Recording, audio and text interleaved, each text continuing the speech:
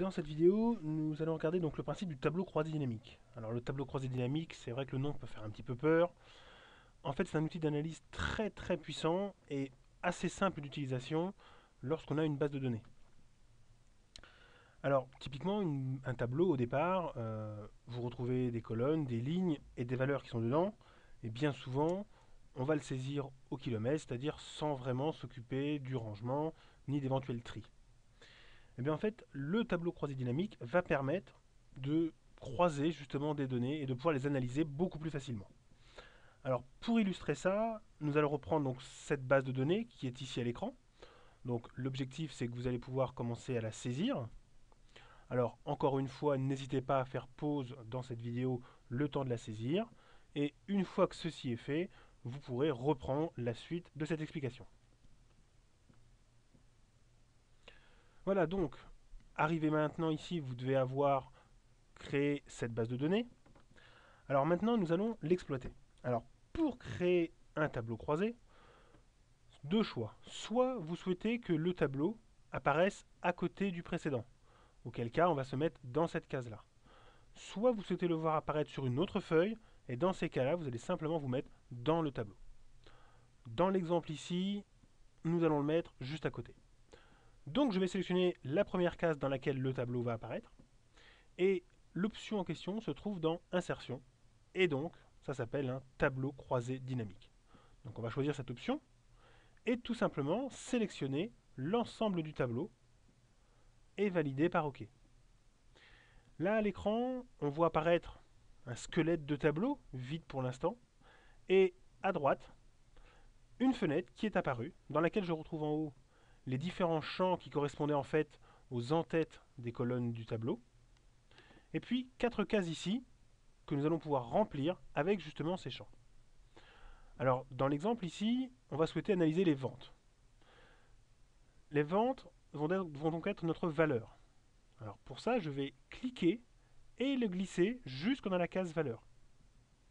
De la même façon, on va pouvoir ici trier par année, par vendeur et par mois. Et maintenant que j'ai fait ça, j'obtiens donc à l'écran ce tableau croisé ici. Alors, c'est en fait le même qu'à côté, on a toutes les mêmes données, sauf que tout ce qui peut s'additionner, c'est additionné automatiquement. Typiquement, ce 8516, c'est en fait l'addition de toutes les valeurs qui correspondaient à ce vendeur dans le mois de mai.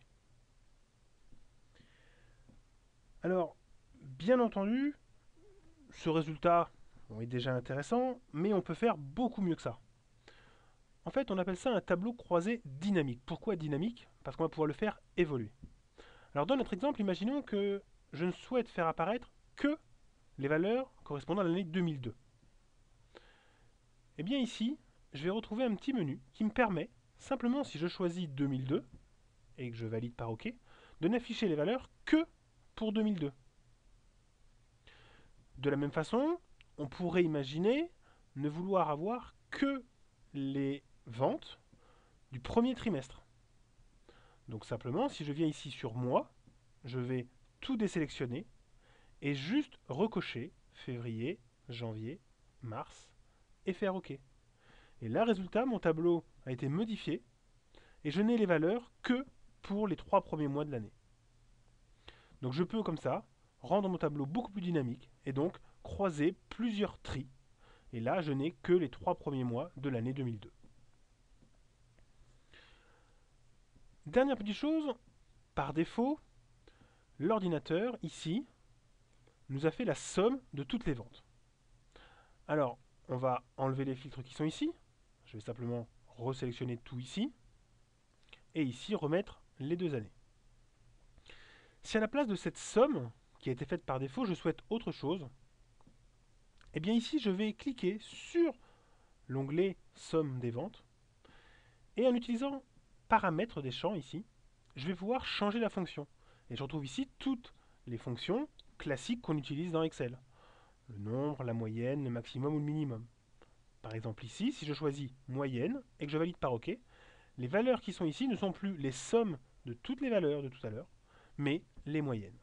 Et on peut comme ça essayer de déterminer la valeur la plus élevée avec la fonction max ou la plus faible avec la fonction min, etc., etc. Voilà donc le principe de base de ces tableaux croisés, donc qui permettent d'analyser des bases de données.